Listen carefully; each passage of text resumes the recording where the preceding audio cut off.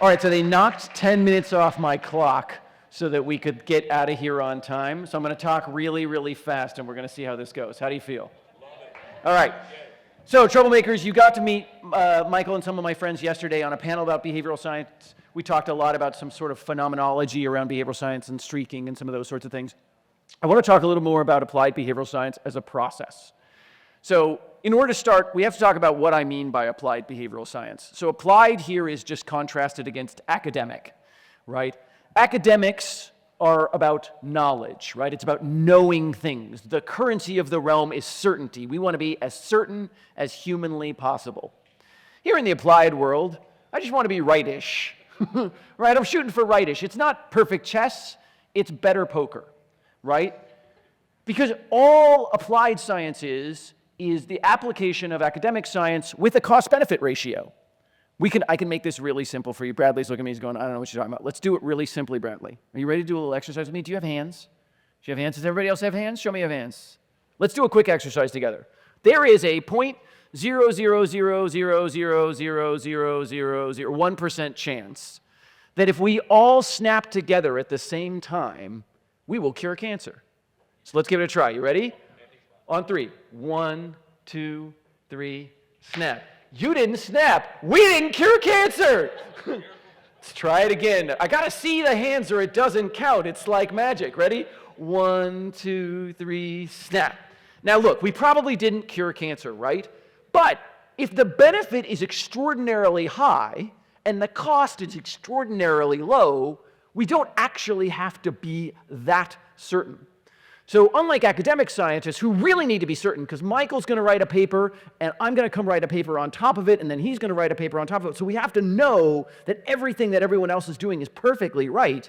In applied science, we just have to be right enough.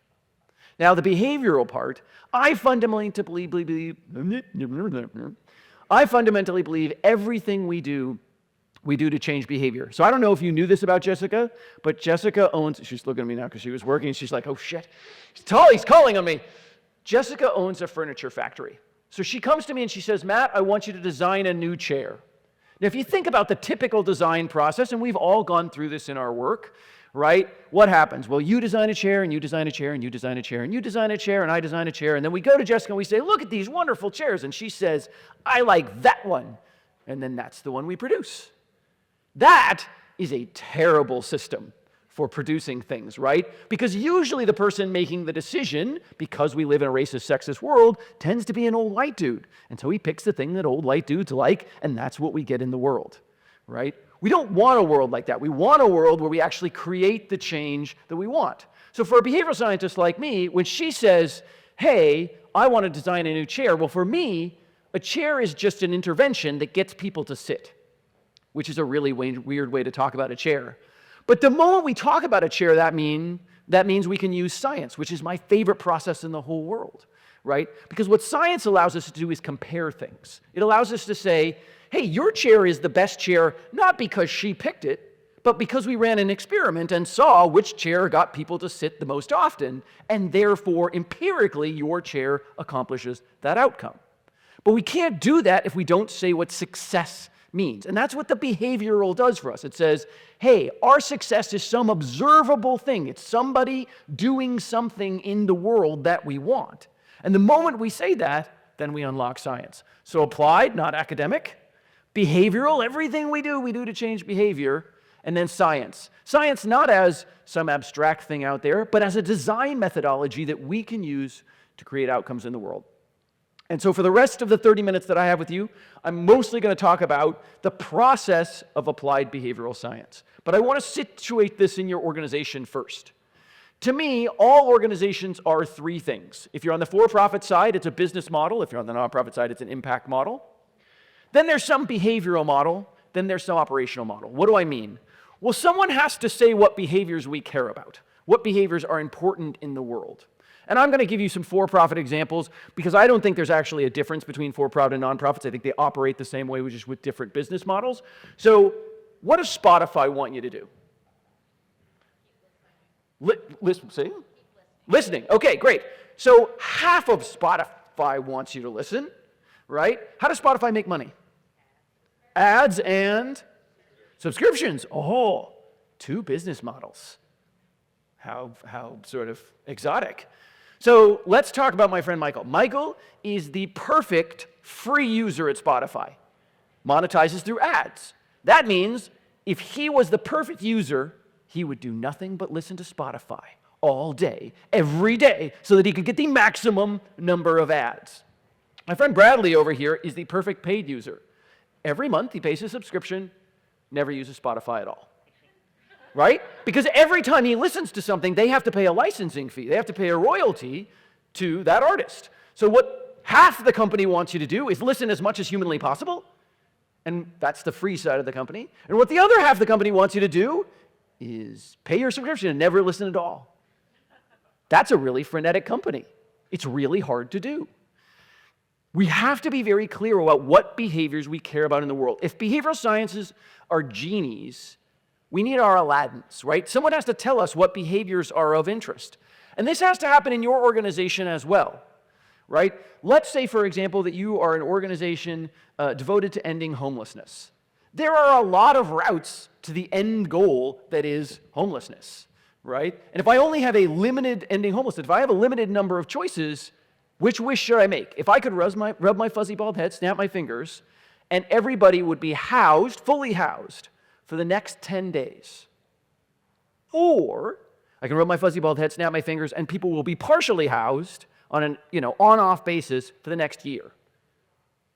Which of those are you wishing for? The answer is, I don't know, but someone has to decide.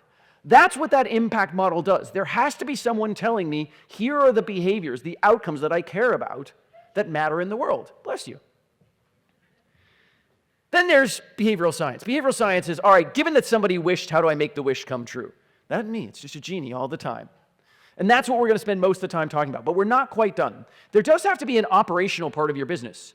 No matter what you create, someone has to scale it. Someone has to deploy it. If you're Spotify, and Shane comes to me and he says, Matt, if you could get people to listen to 2 more podcasts a month, we'd make an extra $14 million. Cool, great. I can figure out a way to make that happen. But just because I figure out how doesn't mean it's magically done, right? I need developers and lawyers and, customer support people and all these things to actually make that happen in the world. So if behavioral science is build the right thing, there has to be somebody that's saying build the thing right? There has to be a general contractor to my architect. So does that make sense in where we're situating applied behavioral science in your business? Someone has to say, here are the outcomes we want. Someone has to make those outcomes happen. And then someone has to do it in the world. Make sense? Yes, no. You have to give me, she says yes, but she's the only one who says yes. All right.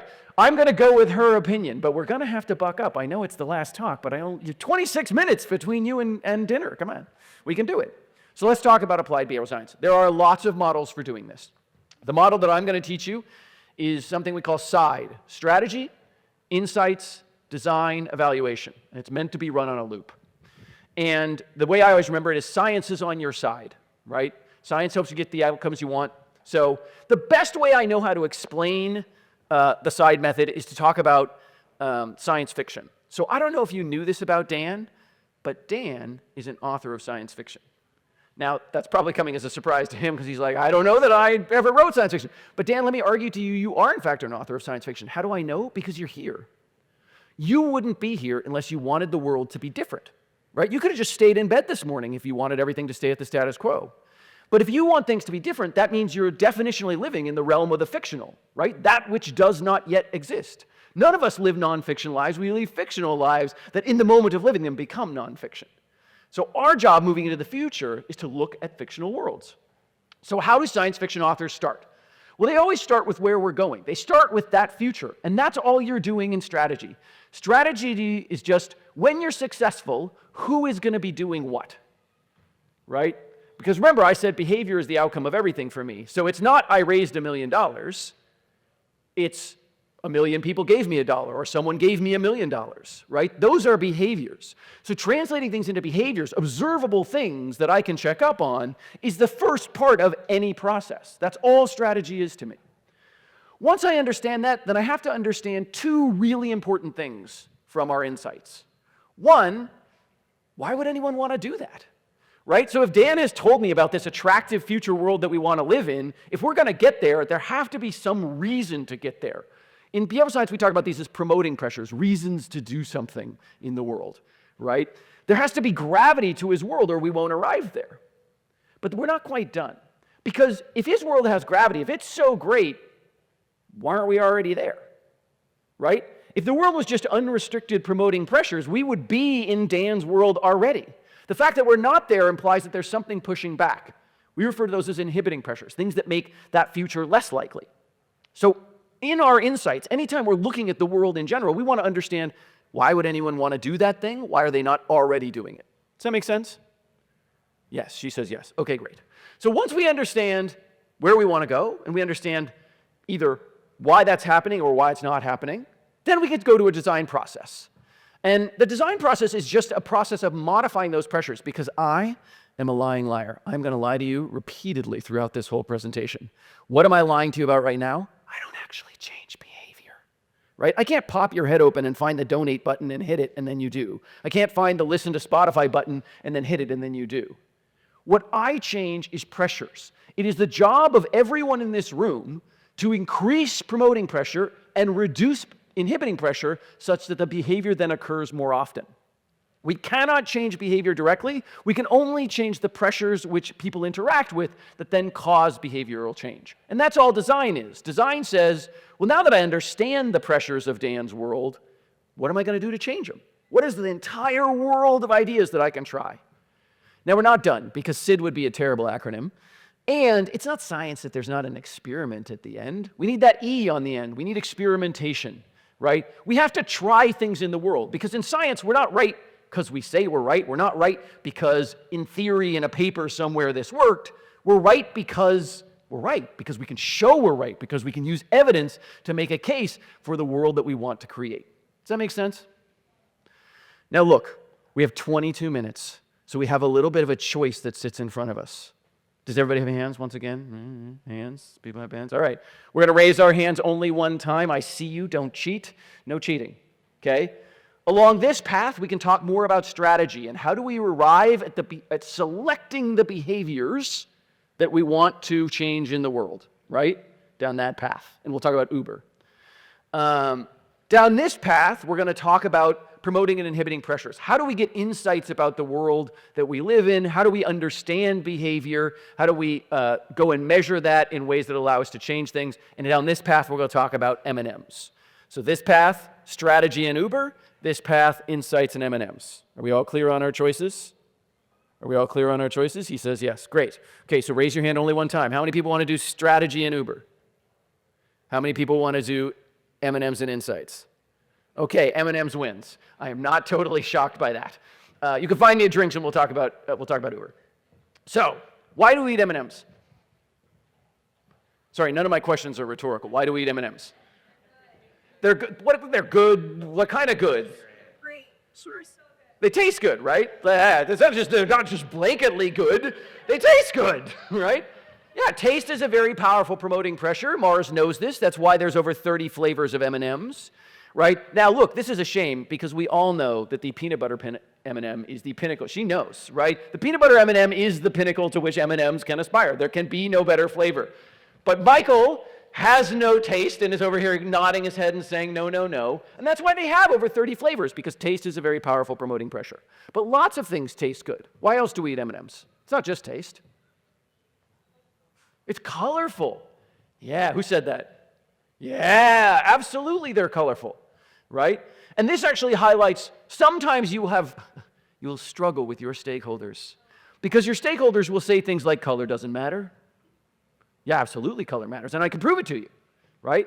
One, we can do an experiment. So we know that if we give you a bowl of all of the colors of M&Ms, you actually eat more M&Ms than if I give you just one color. I can go into the lab, I can prove that empirically, right? So sometimes you can run a test to show that an insight is true. But there are other ways to do it. You are all logical, wonderful, reasonable humans, and you all have a favorite color of M&M. You know how weird that is, right? They're not Skittles, okay? They're not different flavors. But the very fact that you have a favorite color of M&M tells us that color does matter. I like the brown ones, right? They look like chocolate, they taste like chocolate. It seems very congruent in my mind. right? But my son, he's 10, he rips open the whole bag, he like pours them out, eats them, exactly, like you're doing, it is exactly this motion, right? Color matters, absolutely it matters. I'm old, I had hair once upon a time. So when I was a kid, there was two browns, right? There was the like chocolate brown, and then there was like the kind of weird poop brown color that went away. I think it was officially tan. And that went away and became the newest M&M color. Does anyone know what color was added to M&Ms in our lifetime? Blue, yes. For bonus points, young lady, how did we get blue? Do you remember? It's not the Smurfs. It was not a brand partnership. It was not the last panel. They voted, that's right. And look, I want to be clear. This was like early internet, so this was like dial-up on the phone, like this was dial-up on the phone, American Idol style voting. How many people do you think voted? Not a lot? Give me a guess. I mean, you said approximately what year is it? It's like early 2000s. Calling up on the phone. Early 2000s? 25,000. 10 million. 10 million. Not for a new flavor, right? We said the reason you eat M&M is taste, right? They were voting for new taste. 10 million people had a strong enough to call in on the phone opinion about the color of an M&M. Especially it was rigged, by the way. The options were blue, purple, and pink. We all knew blue is the favorite color of like 70% of Americans. We know what color is going to win. But 10 million people voted in for it. Color matters, right? One of the skills that we teach in behavioral science is counterfactual thinking. It's imagining the world as other than it is. And it's a really fundamental skill to creativity and to science, right? If you don't think that M&M color matters, I want you to imagine for a moment that instead of this beautiful rainbow of colors, they're like puke green and urine yellow. Yeah, it's exactly that face right there. You're like, I'm not so sure I'd eat that. But if you can acknowledge that there is a color of M&M that would make you not eat it, what you are implicitly saying is that there is a color of M&M that does make you eat it, right? So a lot of times we will talk about these things that matter, and our stakeholders will say, but that isn't the right reason. One of the things that we have to do as applied behavioral scientists, and that everyone has to do in this room, is we have to let go of the judgment about why people should do something, right? Nobody goes to a cancer walk and screams at the people for only, you only care because your sister has cancer. What the fuck? Nobody does that, right? You can care for any damn reason you want, right? What care matters is that you're here for us, right? We have to let go of our judgments about whether or not a reason to do something is good or not, a reason not to do something is good or not. If we want to take behavioral science seriously, we have to say that our job is to dispassionately say, well, this does influence people to do it or not do it, and so we are going to take it on. So taste matter, color matter, what else matters? That's it, it's just taste and color? What was it? Smell, shape absolutely matters, right? If we think about our counterfactual thinking, imagine M&Ms instead of that lovely spheroid shape, that were like a kind of sharp triangular, and maybe not so much, right? Like, I have this secret theory. In food science, we talk about something called mouthfeel. It's that like, what does it feel like in your mouth? M&Ms have beautiful mouthfeel. It's that sort of, even if they tasted of nothing, if they were reasonably healthy, I'd probably still eat them just for the sort of crunchy, distracted kind of nature of them. You're with me? Like, mouthfeel matters. How a brand, right? You're in New York City. You can go up tomorrow to Times Square. What's in Times Square? M&M store. What do you buy at the M&M store? No, you can go to the bodega down the street and buy M&Ms. What do you buy there? Merch, baby, right? It's a plushie and a leather jacket with these characters on the back and all of these things, right? They are emblematic in the United States, right? They're the official candy of the White House. We know these characters. Who here thinks they know a lot about? I need an American. Do I have any Americans who feel like they want to be quizzed on M&Ms? If not, I'm going to make the guys in the front row do it. I'll let you do it as a team, Shane and Bradley. Can we get a round of applause for Shane and Bradley? Yeah, all right. Shane and Bradley, as a team. Are you ready? What do we win? What do you win? If I was clever. My undying respect. The yellow M&M is male identifying or female identifying? Yeah, yes, he said yes. I would say that he's the one that gets the chunk taken out of his head. Someone yelled it out. They helped you. You can phone a friend. And you think it's a guy. It's a guy. It's definitely a guy. Have you got a guy? It's definitely a guy. Is he big or small? He's big. He's a big one, right? Yeah, absolutely. Is his voice high or low? Oh, low. Yeah, he's got the low voice. Does he talk fast or slow? Slow. Is he smart? Maybe not. Not quite so. You know a hell of a lot about an imaginary character, right? We went from this candy where the only thing that matters is taste to, no, it's the color and this well-branded, deep voiced character that we know. Look, again, we go back to the shouldn't matter, shouldn't matter. The consumption of M&Ms changed a few years ago for a few months. Why did it change a few years ago for a few months? Because the green M&M, who by the way is female identifying and smart as fuck, used to wear white go-go boots, and we decided that was a stupid idea, and so we put her in white sneakers. And conservative America lost their ever-loving minds. They're like, M&Ms have gone woke, and they boycotted M&Ms. And so the footwear of the imaginary female character of M&Ms changed M&M consumption. Right? Behavior change is not about what's logical. It's not about what should work. It's not about what we want to work. It's about what does work. Right? And look, we can play this game all night. We can talk about lots of reasons people eat M&Ms. But look around you right now. What's nobody doing? Eating M&Ms. Right? Was it? So there is a very powerful inhibiting pressure, availability. Right? Availability is a very powerful inhibiting pressure. Imagine the following thought experiment. Imagine I really was the evil genie that I claimed to be. Right? I rubbed my fuzzy bald head, I snapped my fingers, and underneath all of your chairs was a package of M&Ms. Do you think at least some of you would be eating M&Ms right now if they were available to you? She's going, yeah, absolutely. But think about what's magical about that. They're not more delicious. They're not more beautiful. They're not more well-branded.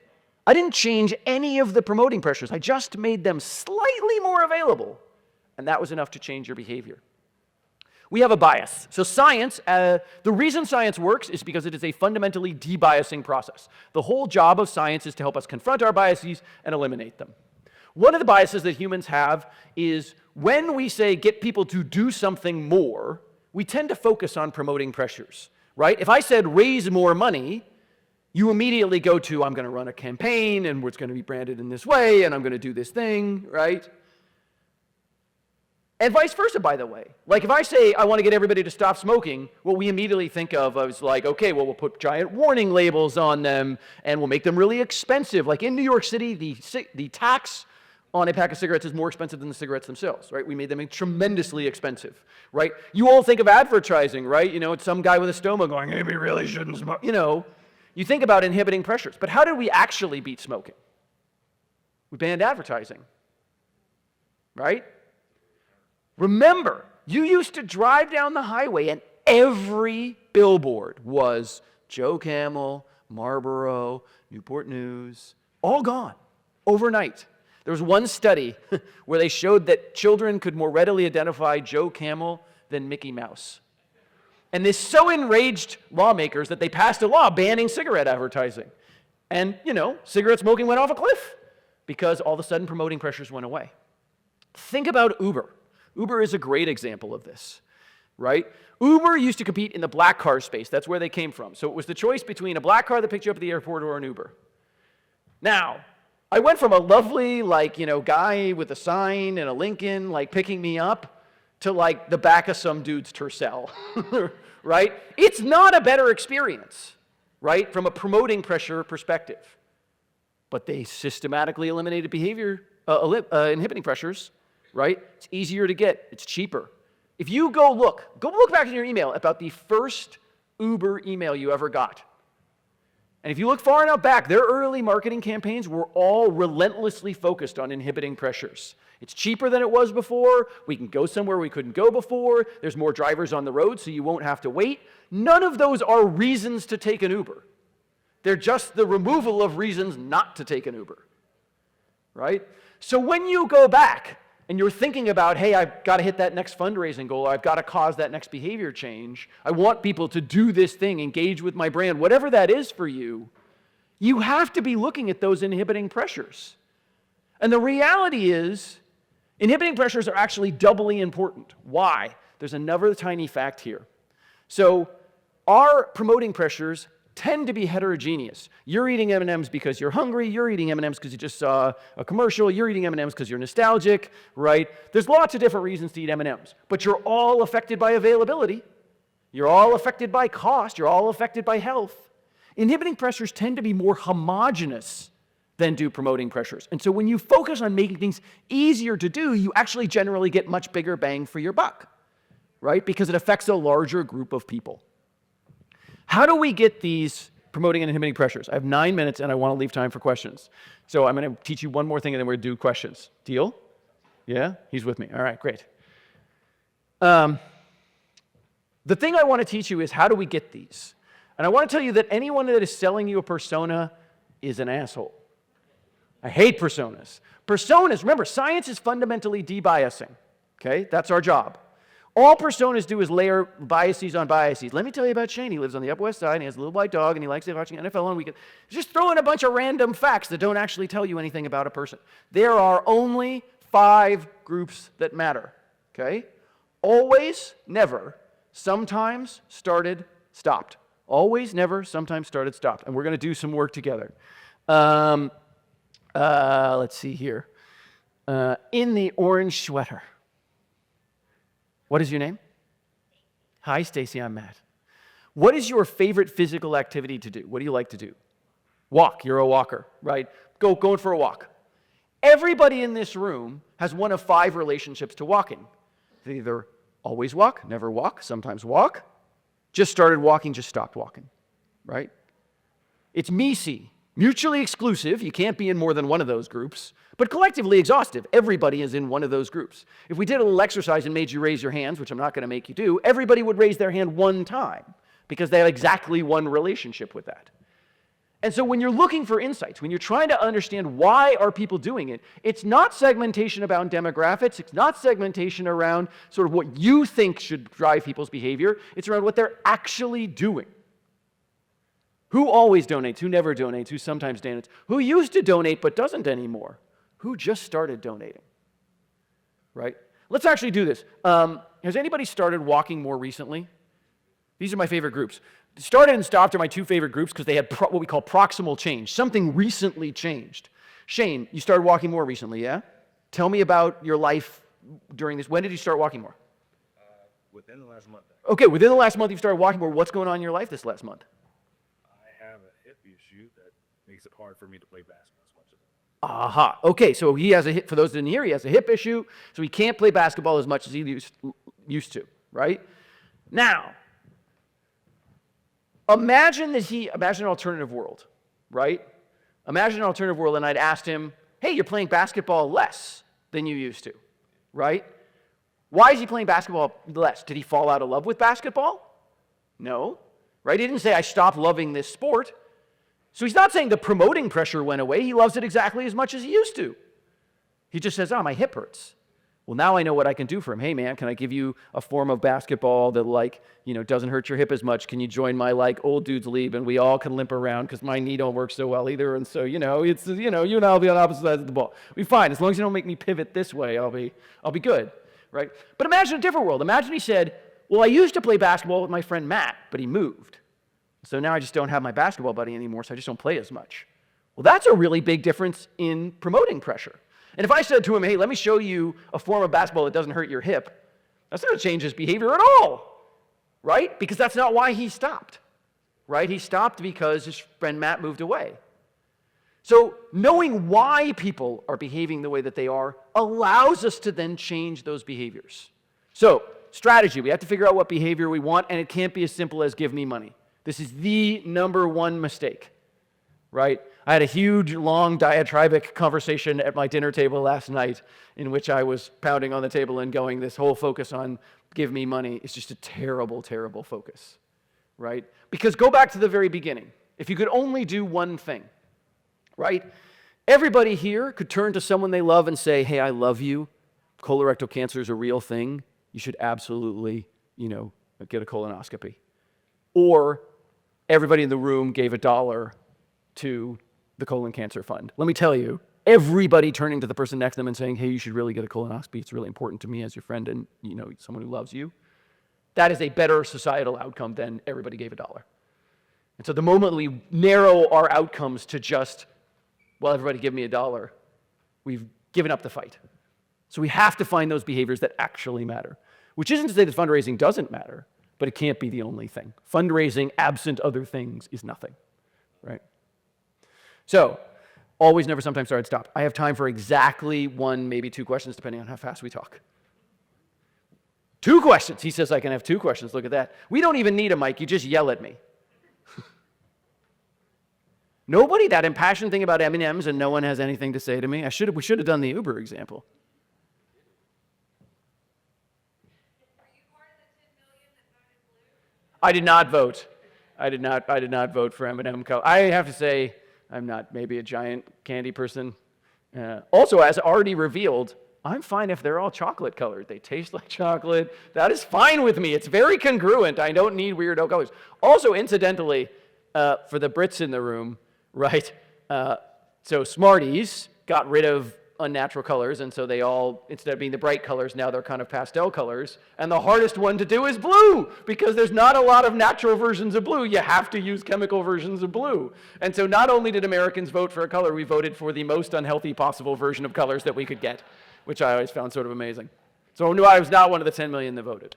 Small g, but E6E, both EDC, the EC. Company implement that had the biggest outcome? Oh man, everybody wants Michael's like, yeah, everyone wants the nudge. Everyone wants the small thing that did big things. I can tell small thing stories. Let's use it as an example to walk all the way through. I was a chief behavioral officer at Clover Health, so Medicare Advantage plan, sort of tech-backed Medicare Advantage plan. For those of you that are not in the US, right, Medicare is our state-sponsored insurance. You can opt out of it and have a private company deliver it. What happens is the government then gives the private company the money that they would pay, and the private company tries to make you healthier than you would normally be, right? So the only way to make money in it, Medicare Advantage broadly, is to just make people be healthier than an actuarial table expects them to be. One of the ways to do that is to give people flu shots. So the way it worked at Clover Health, I ran the behavioral science team, about 15 people. There was a limited number of experimental slots, and then the executive team would fill them with what they wanted. So they came to me and they said, Matt, we want you to get people to get flu shots. I said, okay, great. And I asked the most important first question in strategy, which is, how much is that worth to you? How much is that worth to you? We got to make business impact out of this. How much money do you think we make when somebody gets a flu shot? And they all looked at each other and they said, okay, we think it's about $10. So I went and did a bunch of math with the actuarial team. It turns out it's $100. That's a really important difference, right? Because if we only save $10 per flu shot, then I can only spend about $9, right? Because I got to have my $1 profit, right? There's a lot of difference that I could do for $99 versus what I could do for $9. It's really important to know how important a behavior is to you in business impact, right? Otherwise, there's no way of stack ranking this, and people will just make endless wishes. So you have to have some way of saying this wish is a better wish than that wish. Does that make sense? Okay. So they come to me, they say, Matt, I want you to get flu shots. Great. So what's the next thing we do, right? We're in Insights. I then asked a bunch of questions. I'm like, what do you mean by flu shots? What people? Oh, our members. All members? Some members? Older members? Younger members? Right? This is what, if we'd gone down the Uber path, you would have learned about this, right? Like, does it matter what flu shot they get? Does it matter if we get a claim for it? Like, you have to ask a bunch of questions to get to a really tight understanding of what behavior you're talking about. But let's assume I did all that. Now I'm in the Insights phase. I always use quantitative and qualitative research together. So it's data science plus observing people. In this particular case, the key insight came from a started conversation that a qualitative researcher did. Okay? So she called someone who consistently had not got a flu shot, not got a flu shot, not got a flu shot, and all of a sudden they got a flu shot.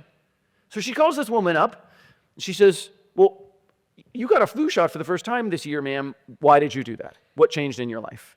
And it's a very simple answer. Now, let's do some guessing game, right? Because I can hold a few minutes over. What do you think it was? What? She was not pregnant. It's Medicare Advantage, so they're very old. So if she got pregnant, it would be a real big problem for us in that this woman had to be 65 plus. So it was not pregnant. Gift card from her father. It was not a gift card from her pharmacy. It was not because we paid her. I love this idea, but no.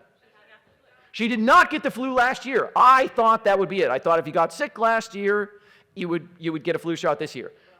Weirdly, hold on, we got to talk about this because this one's fucking weird and ironic. Weirdly, if you got a flu last year, you're actually less likely to get a flu shot in the intervening year. Why? Michael talked about this yesterday. It's cognitive dissonance, right? I got the flu last year and I survived. It can't be that bad, right? It can't be that bad. And so most people, the years after they get a flu, are like, yeah, it's not a big problem, right? And it doesn't tend to be the thing. So it's not that, and it's not, we didn't pay them, and it's not that they got the flu. You were on the right track, though. Grandchild, that's 100% right. She had a new grandbaby. She didn't give a fuck about the flu shot. She gave a fuck about her grandbaby. And her daughter said, hey, if you don't get a flu shot, you can't see the baby. So she got a flu shot. Now, you're like, yeah, no shit, Matt, this makes a ton of sense. But think about every flu shot letter you've ever gotten, which has always been either one of two things. You should get a flu shot so you don't get the flu, or you should get a flu shot so that someone else doesn't get the flu. Those are the only two messages we apparently know anything about.